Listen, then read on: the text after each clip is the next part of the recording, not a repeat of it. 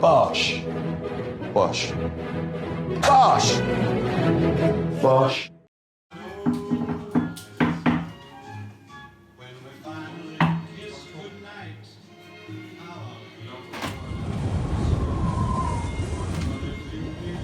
Merry Christmas. Hi everyone, welcome back. Can we come in? No.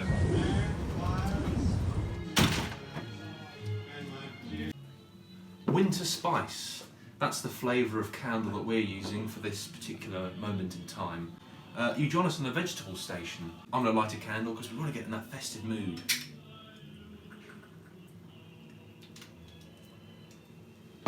And now Dave's going to take you through the various different sort of fibre that we'll be eating later on today. Dave, take it away. It's carrots, potatoes, parsnips. Follow me. Follow me. Peas.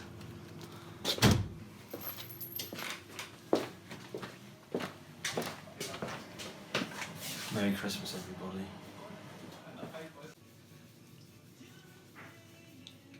Always really good to remember where you get your produce from. Obviously, we've gone to Asda to get these carrots, which are British, parsnips, which are also British. Potatoes are always a difficult one because, obviously, depending on the sort of potato that you get, you'll get a different flavour. We'll peel them, chop them up, and then put them in a pan, like we did last year and the year before, and what everybody does really when they're cooking potatoes. So I'll see you in a minute. Always watch out when you're peeling the potatoes or carrots or parsnips for that matter. They are quite simple. It's like a little bar of soap.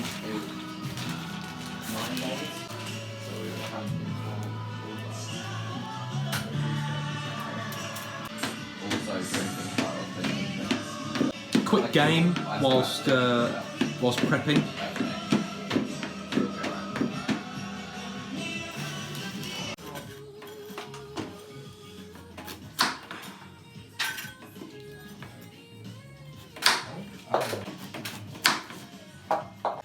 Oh!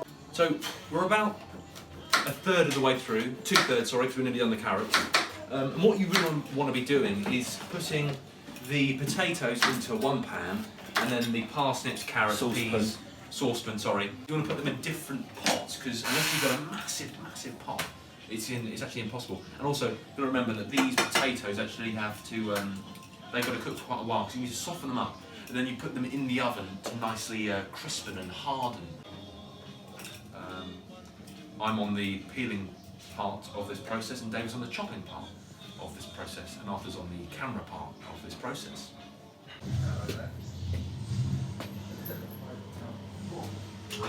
Come in, close the door. Christmas is one of those times, isn't it? You just think about what's been and what you've lived through and what you are now and what you will be one day. Life is very much like a bottle of this molten brown tobacco absolute bath and shower gel. It runs out and it smells rather nice. I've always been a great believer in reflection on our past. Okay, so we have finished chopping up and peeling. We're trying to achieve a roast potato, which means that you have to boil it and then cook it. So we chopped everything up, and you want to boil some water, and then pour the water into one of the pans or the saucepans, whatever word you want to use, and then wait for it to boil, off the hob into the oven, and then back to front time. Here we are.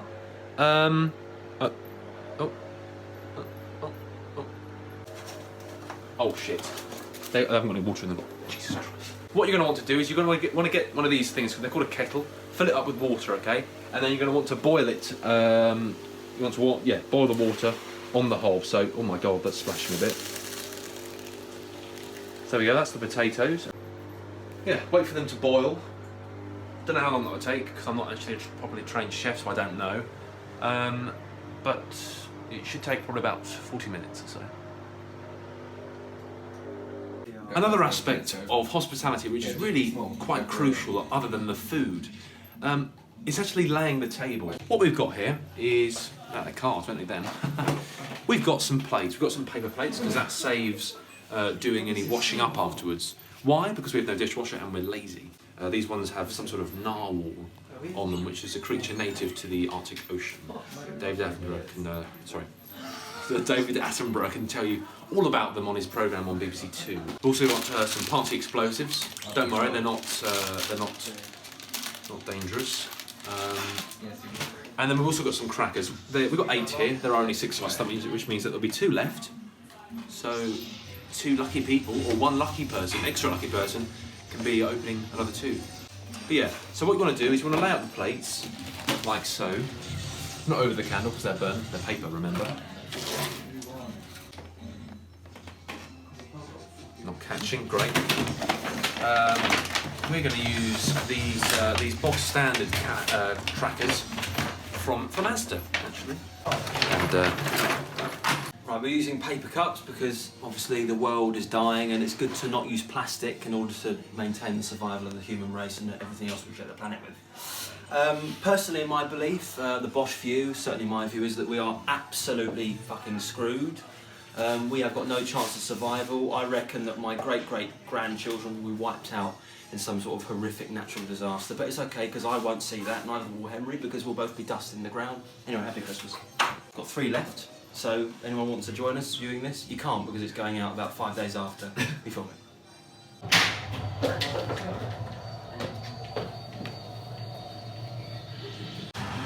Right, every like half an hour to, no, scrap that. Oh Christ.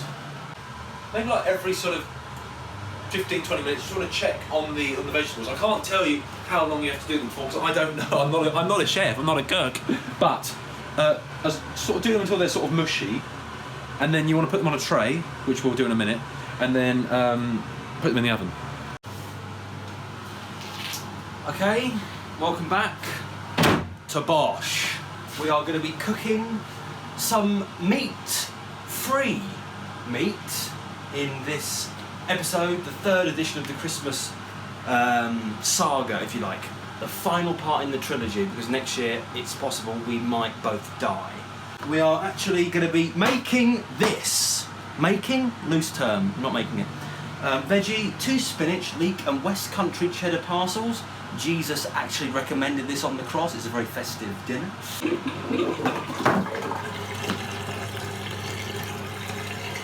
Sorry, just the gremlins and the drain are getting on my tits. So yeah, so last week I actually, not thinking we'd be making the dinner this week, last week I prepared a nut roast.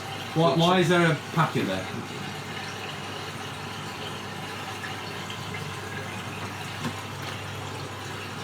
It's freshly made. Why does it do that? I don't understand that. Physics. It boils over every time you look away. It's like sort of, I'm going like this, no. Bloody thing. As you can see, we are covering the boiled, now very nice and soft vegetables, being potatoes, parsnips and carrots, in seasoning. That being pepper and salt. Can't actually find the salt, so I'm going to instead have to resort to paprika. Vegetable oil on vegetables. Drizzle. Oh dear. They go into the oven, preheated to 200 degrees. If you're American and you work in Fahrenheit, I can't tell you what that is because I don't know. Yorkshire pudding time, you know what I mean? Yep, that's what we're making. We're making that, yep. Yorkshire puddings, yeah. Flour, eggs, butter. No butter, ignore me. Flour, eggs, milk. What you do, flour in there, sieve it, eggs, milk, mix, oven. If you look down here, we have, there's lots in there basically. You've got lots of vegetables and potatoes, you've got a nut roast and some other mumbo jumbo, and then you've got, what's the fuck? Oh, you've got some chicken in there as well for other people. So, yes, it's all go here in the kitchen that we have christened Heaven's Kitchen. Milk, that's what you need, milk. Over here. 200 millilitres of that, so that's what? 2,272 millilitres, so 200 millilitres is probably that.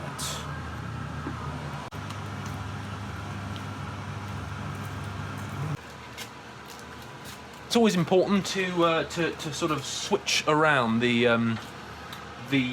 what these got vegetables. So you might want to just quickly sort of push them around and put them back in, so that you get like an even grilling. Never cooked this before, so I've absolutely no idea whether that's done, but we can put it back in. And then the chicken, let's have a look at this. That looks actually fantastic. Everything is actually going swimmingly. It may not seem it, but it is, trust me. Making the Yorkshire puddings, you want to... Oh, too much oil, but never mind, we're all going to die anyway. Oh, that comes out, okay. And then what we're going to do is pour this in there.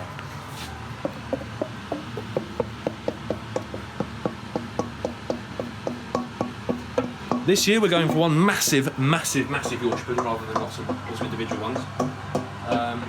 Okay, so the kettle's boiling, so I have to shout. We're going to make the stuffing.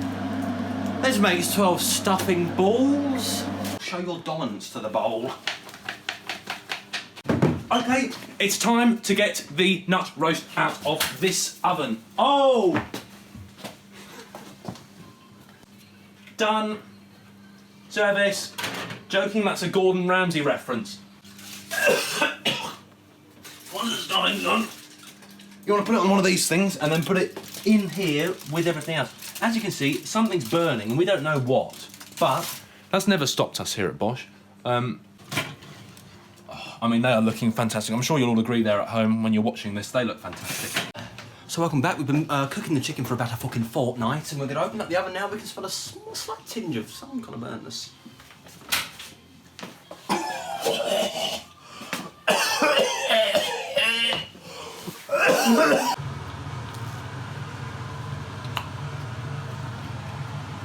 Slightly peppery flavour.